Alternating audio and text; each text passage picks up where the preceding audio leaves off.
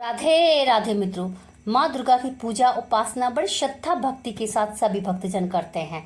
नवरात्रि के 9 दिनों में देवी शक्ति दुर्गा के 9 अलग अलग रूपों की पूजा होती है। सभी भक्त अपनी अपनी मनोकामना के लिए माँ को प्रसन्न करने के लिए हर तरह से मनाने और रिझाने का प्रयास करते हैं। माँ दुर्गा के 9 स्वरूप हैं और माँ दुर्गा के ये 9 स्वरूप 9 ग्रहों को रिप्रेजेंट करते हैं।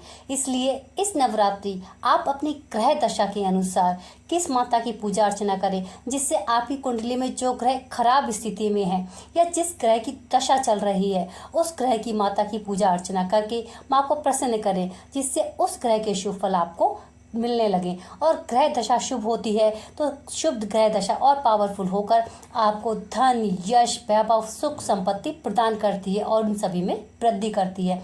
माता का कौन सा स्वरूप कौन सी ग्रह को नियंत्रित करता है, ये जानने से पहले वीडियो को लाइक कर दीजिए और चैनल पर नए हो तो सब्सक्राइब करना ना भूलें। पहले दिन माँ शैलपुत्री की पूजा का विधान है। देवी दुर्गा के 9 स्वरूपों में प्रथम स्वरूप की माता शैलपुत्री हैं। माँ शैलपुत्री माँ चंद्रमा को दर्शाती हैं। जिनकी कुंडली में चंद्रमा की दशा चल रही है या चंद्रमा खराब स्थिति में है, उन्हें माँ शैलपुत्री की पूजा करनी चाहिए। उनकी पूजा से चंद्रमा से संबंधित सभी दोष खत्म होते हैं, समाप्त होते हैं और चंद्रमा बलि होकर शुभ फल प्रदान करते हैं। दूसरी नवरात्रि पर माँ ब्रह्मचारिणी की पूजा की जाती है। ये देवी दुर्गा के द्वितीय स्वरूप की माता है। ज्योतिष मान्यताओं के अनुसार देवी ब्रह्मचारिणी मंगल को ग्रह को नियंत्रित करती हैं। जिन जातकों की कुंडली में मंगल की दशा चल रही है या मंगल अशुभ स्थिति में है तो उन्हें मंगल के शुभ फल पाने के लिए माँ ब्रह्मचारिणी को मनाना चाहिए, जिससे माँ ब्रह्मचारिणी उनके ग्रह की स्थिति सुधार कर उनको शुभ फल प्रदान कर सके। तीसरी नवरात्रि में माँ चंद्रघंटा की पूजा की जाती है। यह देवी दुर्गा के तीसरे स्वरूप की माता है। माँ चंद्रघंटा नव ग्रहों में शुक्र ग्रह की देवी हैं। चंद्रघंटा माँ शुक्र ग्रह के अशुभ प्रभावों को नियंत्रित करती हैं। यदि आपके जीवन में सुख, संपत्ति, धन, पैसे से संबंधित कोई भी समस्या है तो आप माँ चंद्रघंटा की पूजा अर्चना करें, जिससे आपके जीवन में धन से संबंधित सभी समस्याएं समाप्त होंगी और माँ चंद्रघंटा आपको यश, वैभव, धन, संपत्ति प्रदान करेंगी। चौथी नवरात्रि को माँ कुष्मांडा की पूजा होती है।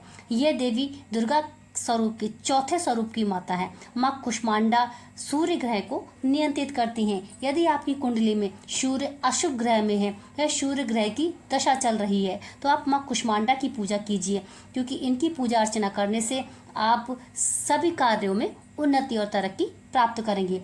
पांचवी नवरात्रि को माँ स्कंद माता की पूजा का नियम है। स्कंद माता नव ग्रहों में बुध ग्रह को संचालित करती हैं। स्कंद माता की प्रसन्नता से आपके रिश्तों में मिठास आती है। वाणी से संबंधित जितने भी रोग दोष हैं सभी समाप्त हो जाते हैं। वाणी में प्रखरता आती है। बिजनेस में, व्यापार में लगातार उन्नति और तरक्की होती है। धन से संबंधित सभी समस्याएं समाप्त होती हैं और धन आने के नए रास्ते खुल जाते हैं। छठे दिन माँ कात्यायनी की पूजा की जाती है, उपासना की जाती है।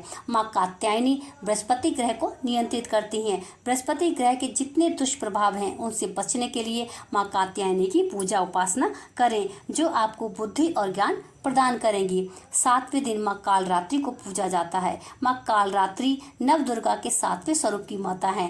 नव ग्रहों में कालरात्रि शनि देव को नियंत्रित करती हैं। जिन लोगों की कुंडली में शनि की 7.5 या ढैया चल रही है या शनि के अशुभ फल हैं तो उन्हें माँ कालरात्रि को पूजा करके प्रसन्न करना चाहिए और शनि के ग्रह इसके अशुभ फलों को शुभ फलों में प्राप्त करना चाहिए। 8वें दिन माँ गौरी को पूजा जाता है। माँ गौरी सभी रोग दोष को समाप्त करती हैं, धन को प्रदान करती हैं, क्योंकि माँ गौरी राहु को नियंत्रित करती हैं। राहु के अशुभ और बुरे प्रभावों से आपको बचाती हैं और जीवन में ठहराव लेके आती हैं। नवरात्रि के 9वें दिन माता सिद्धिदात्री का पूजन किया जाता है और माता सिद्धिदात्री धन, वैभव के साथ साथ आपको आध्यात्मिकता की ओर ले जाती हैं। ये आपके केतु ग्रह को संचालित करती हैं, केतु ग्रह को नियंत्रित करती हैं और केतु ग्रह के सारे बुरे प्रभावों से आपको बचाती हैं। इस नवरात्रि में आप अपनी ग्रह दशा में सुधार करने और उनके शुभ फलों की प्राप्ति के लिए माँ दुर्गा के विभिन्न स्वरूपों की पूजा अर्चना कीजिए और अपने जीवन में यश, वैभव, सुख, संपत्ति में वृद्धि कीजिए। साथ ही साथ अपने जीवन को सफल और सार्थक बनाइए। ऐसी ही छोटी छोटी महत्वपूर्ण जानकारी और उपाय के लिए वीडियो को लाइक कीजिए और कमेंट बॉक्स में जय माता दी लिखना ना भूलें और चैनल को सब्सक्राइब करना ना भूलें।